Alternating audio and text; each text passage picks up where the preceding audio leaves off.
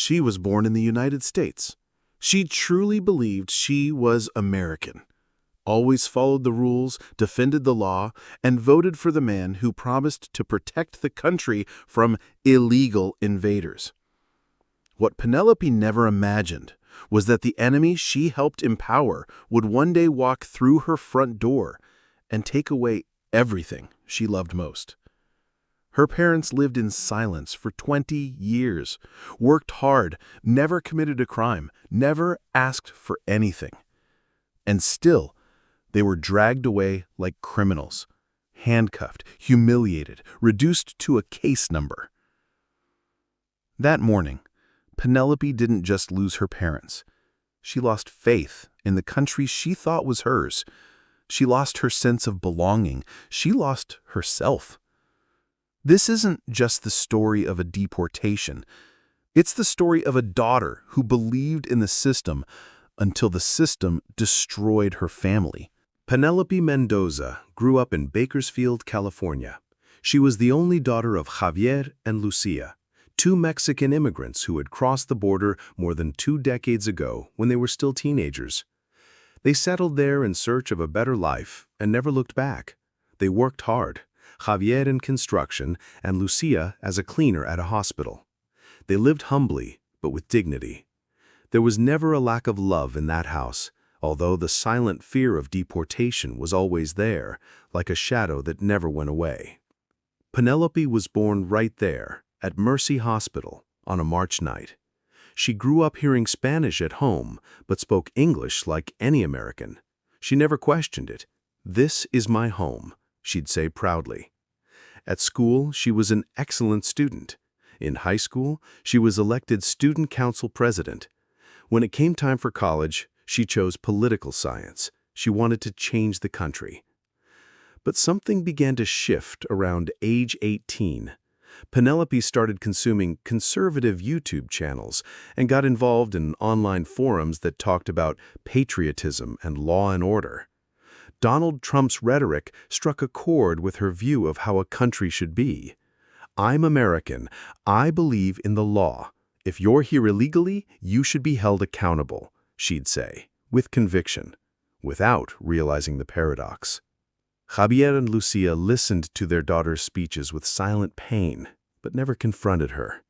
"She's young. She'll understand one day," Lucia would say with a sad look. Javier just sighed, heading out to work at 5 a.m.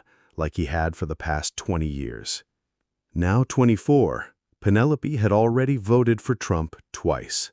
She was active on social media, defending stricter immigration policies and criticizing what she called minority victimhood.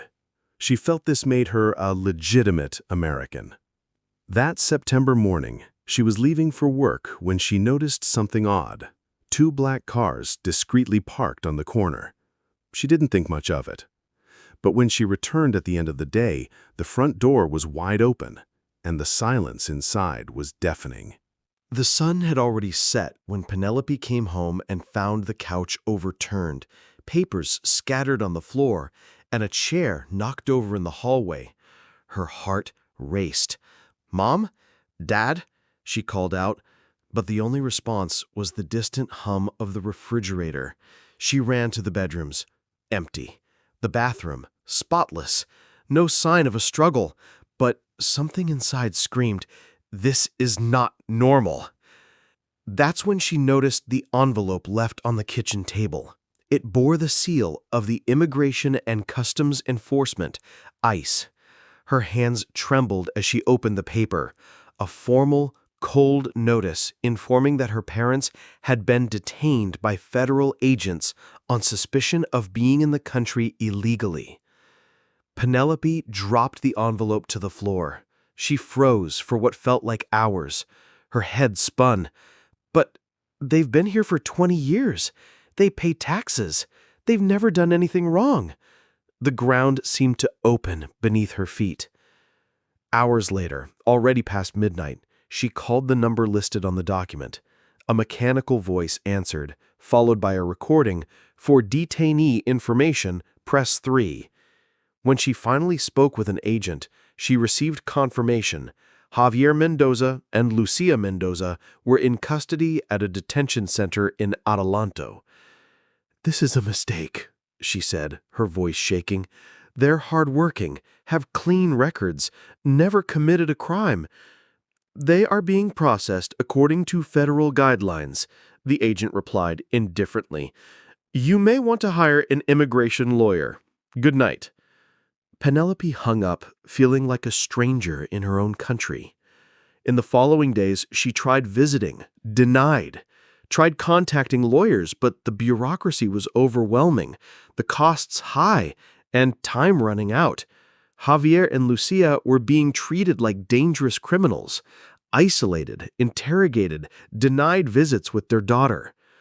One morning, watching the news, she heard the term illegal immigrants detained and realized they were talking about her parents as numbers, as things. Penelope, who once saw the law as fair and impartial, began to question everything. For the first time, she felt what her parents had feared for 20 years, the cruel weight of invisibility. 2 weeks after the arrest, Penelope managed to speak briefly with her mother over the phone. Lucia sounded worn out, her voice low, as if life had been drained from her. "Sweetheart, we're okay. Don't worry. Take care of our home," she said, trying to sound strong. But Penelope recognized the fear behind every word. "Mom, I'm going to get you out of there. I promise. I'm already talking to lawyers." Lucia hesitated. "P, listen. Just don't let all this harden you. We did everything right. We didn't deserve this. But trust in God." The call ended. Penelope sat silently, the phone pressed to her ear for several minutes. Determined, she hired an experienced immigration attorney, Clara Ortega, who didn't mince words. "Penelope, your parents are good people, yes, but they don't have documents. And with the new policies, it's going to be tough. They're treating every case like a national threat." "But they're not a threat. My dad wakes up before sunrise to work. My mom cares for patients every day. They pay taxes," Penelope shouted, anger boiling like lava. "I know, but the system doesn't see that. It only sees illegality." The trial was scheduled for 2 months later. During that time, Penelope attended immigrant rights protests for the first time. She went in secret, still ashamed to be there. Many voices around her spoke words she had once rejected. "This system is racist. The law isn't fair. Being American is more than just papers." At the courthouse, she finally saw her parents in handcuffs, dressed in orange uniforms. Lucia avoided her gaze. Javier, shoulders slumped, looked as if he had aged 10 years. The judge read the charges coldly, without emotion. Clara argued their long residency, moral character, and clean records, but it felt like shouting into a deep well. "The Mendozas are subject to immediate deportation under Article..." Penelope stood up suddenly. "They are more American than you!" The judge ignored her. The sentence fell like a stone. In 15 days, Javier and Lucia would be sent back to Mexico. No appeal, no mercy. Penelope sat down. The world spun. For the first time, she felt like an orphan of a country she once loved. Her parents' suitcases were still in the bedroom. Her mother's hairbrush remained in the bathroom, with strands of brown hair caught in its bristles. Her father's dirty cap still hung on the back door handle. The house reeked of absence.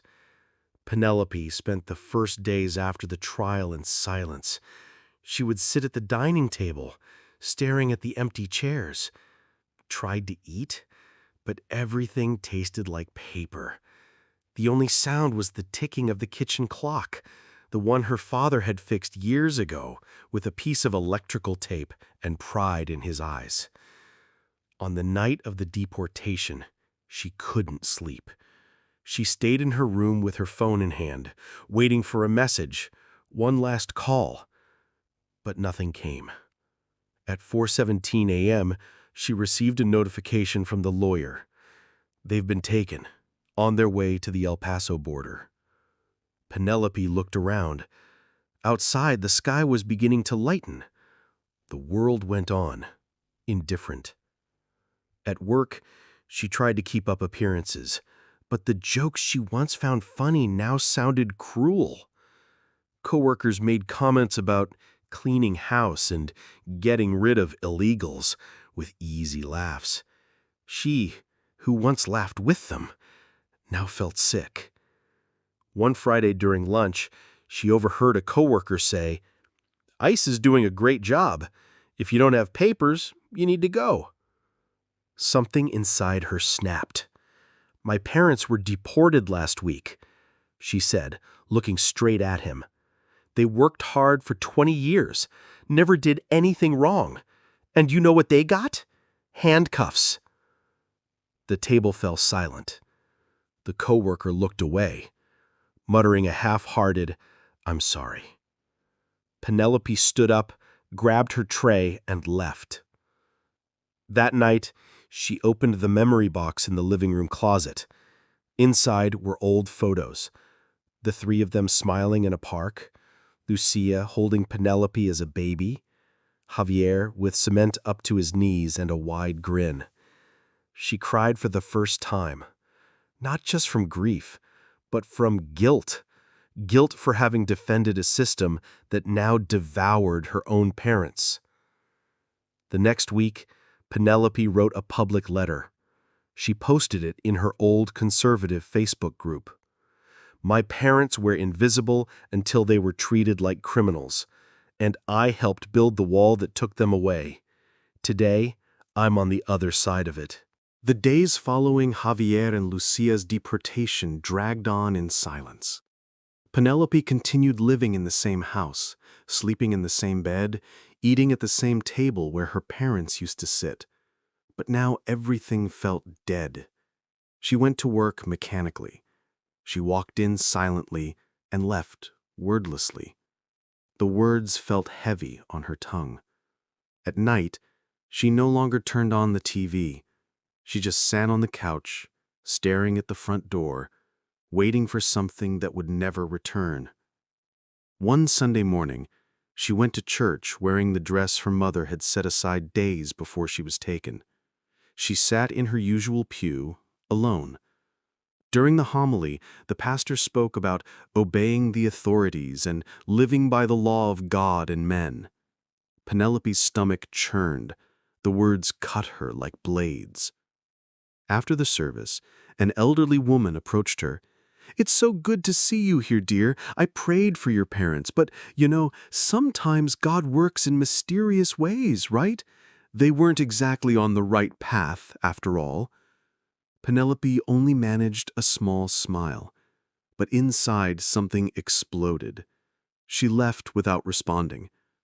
Upon getting into the car, she pounded the steering wheel hard. For the first time, she screamed. At home, she went to the closet and grabbed a box where she kept memorabilia from the Trump campaign, caps, stickers, flyers. She threw everything onto the living room floor. She stared at the items as if they were relics from another world. She had spent years believing in those promises. She had defended them, argued for them, even fought with her college friends about them. Now, she felt complicit. She took one of the red caps and pressed it against her chest. She cried like never before. She felt betrayed, but worse, she felt that she had betrayed her own parents. At the end of that night, she wrote a single sentence in her journal. "They told me this was my home, but my home was torn away from me." She still didn't know what to do with that pain, but for the first time, she understood that silence, obedience, and blind belief had cost too much. And now, alone, she would have to discover who she was, without her parents, without certainties, without the walls she had built around her own heart. The following week, Penelope started having trouble sleeping. The nights were long and silent, and her heart felt heavy with thoughts she couldn't quite name. During that time, she decided to create an anonymous social media account. She kept it simple, using a photo of the Bakersfield sky at sunset as her profile picture. Her username, Daughter of Two Ghosts. She typed her first post without editing, driven purely by instinct. My parents lived invisible for 20 years. When they were finally seen, it was in handcuffs. The pain of watching two innocent people treated like criminals doesn't go away. And the worst part is, I spent years defending this. She didn't expect anyone to read it, but within hours, the post had hundreds of likes. In the days that followed, she kept writing. Fragments, reflections, memories of her mom making tortillas at night, her dad cleaning his boots on the porch, the first time someone called her parents illegals, and she hadn't stood up for them. Each post felt like ripping open a wound, but somehow it also helped her breathe. The account started to grow. Others began to comment. Children of immigrants, former Trump supporters, young people who also felt torn between two worlds. There were comments like, "I am you. I just haven't found the courage to speak yet." Or, "I cried reading this. My mom was taken too." Or, "Please don't stop. You're speaking for thousands." Penelope started to realize that her pain wasn't just hers. It was shared. And her voice, no matter how broken, was giving others the strength to confront their own silence. One afternoon, she received a message from Clara Ortega, her parents' former attorney. "I've been reading your posts. I'm proud of you. We need more voices like yours. Would you be willing to speak at a public hearing on unjust deportations?" Penelope hesitated. She took a deep breath and looked around the house, her parents' home, now frozen in memory. Their picture on the wall, her mother's smile, her father's tired eyes. She typed slowly. "Yes. For them, yes." For the first time since everything happened, she felt a thread of purpose cutting through the pain. She had lost her parents, but maybe, just maybe, she had found her mission. The world around Penelope looked unchanged. The same streets, the same bright California sky, the same neighbors watering their lawns as if nothing had happened. But inside, she was living through a constant earthquake. She stopped answering calls from old Republican friends. The college group chat, once full of political jokes and patriotic memes, now felt like a minefield. The messages kept coming as usual. "ICE cleaned out another batch in San Diego, thank God. They have to deport them. Illegals just drain the system." Penelope just read in silence. She didn't respond. One day, she couldn't hold it in anymore and typed, "My parents were deported. They never drained anything. They just worked, and they were taken away in handcuffs." Replies came within seconds. "Penelope, I'm sorry, but the law is the law. You always stood for this, remember? Now that it hurts you, you changed your mind?" Their words cut deeper than any court ruling. They didn't understand. Or worse, they didn't want to. A few days later, she visited Mrs. Olma, the elderly Mexican neighbor who had always treated Penelope like a granddaughter. When Olma opened the door and saw her, she pulled her into a warm embrace. "Mija, I'm so sorry. I prayed so hard for them." Penelope broke down in her arms. For the first time since the deportation, she felt the warmth of someone who truly understood. They sat for hours, sipping coffee and talking about Javier and Lucia. "You know what hurts the most, Mrs. Olma? I really thought I was standing for justice, but now I see I was blind. I was taught to believe my parents were the problem, and I believed it." Alma squeezed her hand gently. "That doesn't make you weak. It makes you human. You saw it with your own eyes. You felt it in your own skin. The truth hurts, but it sets you free too." That night, back home, Penelope opened her journal and wrote, "The truth came late, but it came. And from now on, every step I take will be to honor the life my parents built and everything they were denied." She still didn't know how to rebuild her identity, but she was starting to understand. Their fight was now hers too. The City Hall of Bakersfield was packed that Saturday afternoon. It was a local hearing organized by civil rights advocates. Penelope sat at the witness table with her heart pounding, her hands sweating, and her name, Penelope Mendoza, printed on a small sign in front of her. Next to her were others: a mother who had lost her husband to deportation, a teenager who had grown up without his father, a nurse who lived in fear of being taken by ICE at any moment. When her name was called, Penelope stood slowly. The microphone felt far away, but her voice, when it finally came, was clear, steady, like it had been waiting years for this moment. "Good afternoon. My name is Penelope. I'm an American. I was born here. I grew up believing my country was fair, that following the rules was enough to be respected. My parents believed that too, for 20 years." She paused, looking into the eyes of every person before her. They were deported 2 months ago. Hard-working, honest, tax-paying. They never broke the law, and still they were taken away like criminals, in handcuffs, humiliated. A quiet murmur spread through the room. Faces grew heavy with emotion. She continued, "What hurts the most is that I helped build the system that tore them away. I believed in law and order. I voted for it. I defended it. I thought I was protecting America. But now I see I was helping destroy my own family." Penelope took a breath. Her voice trembled, but she didn't stop. "My parents are gone, but their stories aren't.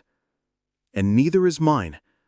I'm not the same person I was, and I'm here to say, as long as there's one daughter sitting alone at a dinner table, waiting for parents who will never come back, this policy is wrong." When she finished, silence filled the room. Then applause. Not the kind polite, but the kind that rises from shared pain, shared truth, shared hope. After the hearing, people approached her. They wanted to hear more, share their own stories, walk alongside her. Penelope was no longer just the daughter of deported parents. She had become something else, a living voice in a country that too often refuses to listen. That night, alone at home, she looked at her parents' photo on the wall and whispered, "I couldn't stop it, but I swear I'll make every day you lived here matter. Your voices live in me now." And in that silence, there was peace and promise.